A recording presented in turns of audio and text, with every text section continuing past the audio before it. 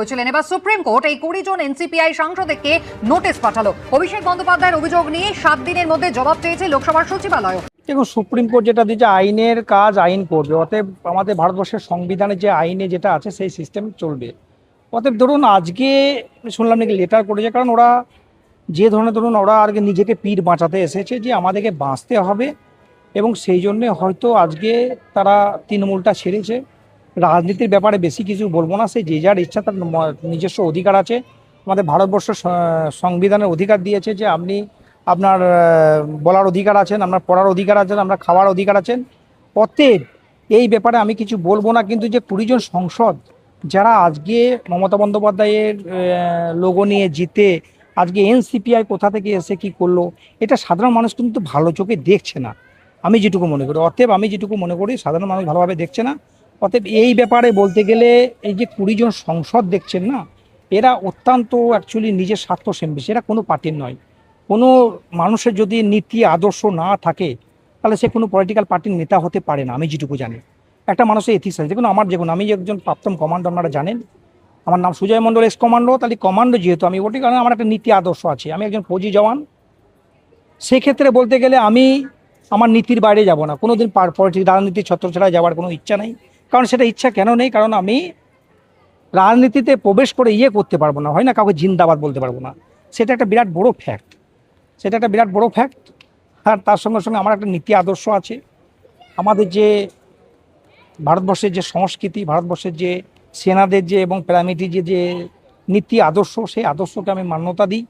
অতএব যারা চলে গিয়েছে তাদেরকেও সাধুবাদ, যারা যায়নি তাদেরকেও সাধুবাদ। এটা মানুষ নিয়ে মজা নিচ্ছে। অতএব এই ব্যাপারে আর বেশি কিছু বলবো না। তবে এই জিনিসটাকে মানুষ ভালো চোখে নিচ্ছে না। বাংলার জনগণ ভালো চোখে নিচ্ছে না। বাংলার মানুষ বিরোধীষ্ট দলকে তো ভোট দিয়েছে, তাদের ভোট নিয়ে এখন এভাবে জনসাধারণের সাথেই তো দেখা যাচ্ছে না গদ্দারি করছে। দেখুন, গদ্দারি করছে। মানুষ তো বলবান, মানুষের জনতা জনার্দন। মানুষের একটা শক্তি এবং বল আছে। মানুষের যে বল আছে সেই বলটা কি বলুন তো, একদম সিধাসিধি মানুষ কিন্তু চাইলে আপনাকে রাখবে, রাজনীতিতে না ছিঁড়ে ফেলে দেবে। অর্থাৎ মানুষ, আজকের মানুষ না প্রযুক্তিগত যুগ দেখেছেন, মানুষ প্রতিটা মানুষ নিজে নিজে সচেতন। অতএব আপনি দেখা যাবে তাদেরকে ফেলে দেবে। অতএব তারা রাজনীতির জায়গায় আর পরবর্তীকালে থাকবে না, দেখবেন একদম থাকবে না। কারণ এই যে পরিস্থিতি করলো, এরপরে রাজনীতির জায়গায় থাকতে পারে না, আমি যেটুকু মনে করি। দেখা যাক পরবর্তীকালে কি হয়। তবে মানুষ ভালো চোখে নিচ্ছে না। সাধারণ মানুষ আজকে বুঝতে শিখেছে, বাংলার মানুষ বুঝতে শিখেছে মানুষ কাকে আনতে হবে, কি করতে হবে, কাকে জিতাতে হবে, এগুলো সব জানে। অতএব তারা যে ধরনের কাজ করেছে, আজকে তৃণমূলের সঙ্গে করেছে, কালকে এনসিপিআই এসে, পরশু বিজেপি আসবে, প্রত্যেকের সঙ্গে গদ্দারি করবে। গদ্দার মানুষ কোনোদিন প্রত্যেকের সঙ্গে গদ্দারি করবে, এটাই বাস্তব, এটাই সত্য। যেভাবে বললেন, গেলাম যে দিদি থাকবে যখন, আমরা সবাই দিদি যখন আছে আমরা আছি। তারপরে দেখলাম দিদি নাই, কোনো জায়গায় দিদির কোনো গল্প নাই। উনি গিয়েছিলেন। উনি কি বাচ্চা না শিশু? উনি বাচ্চাও নয়, শিশু নয়। অতএব এই নীতিহীন কথাবার্তা, আদর্শহীন কথাবার্তা না নেই। আর প্রথম কথা, তৃণমূল পার্টিটা যখন ছিল সরকারে, এখানে তাদের কোনো নীতি আদর্শ নেই। কোনো পার্টির যদি নীতি আদর্শ না থাকে, সেই পার্টি টিকতে পারে না। আর মানুষের একটা এথিক্স, নীতি আদর্শ যদি না থাকে, তার কিছুই নেই জীবনে। অতএব কে চলে গেল ঋতু তৃণমূলে, কে চলে গেল মমতা ব্যানার্জি তৃণমূলে, এসব ব্যাপারে আমি কিছু বলবো না। কারণ মানুষ বিচার করছে, মানুষ জানে কি করতে হবে।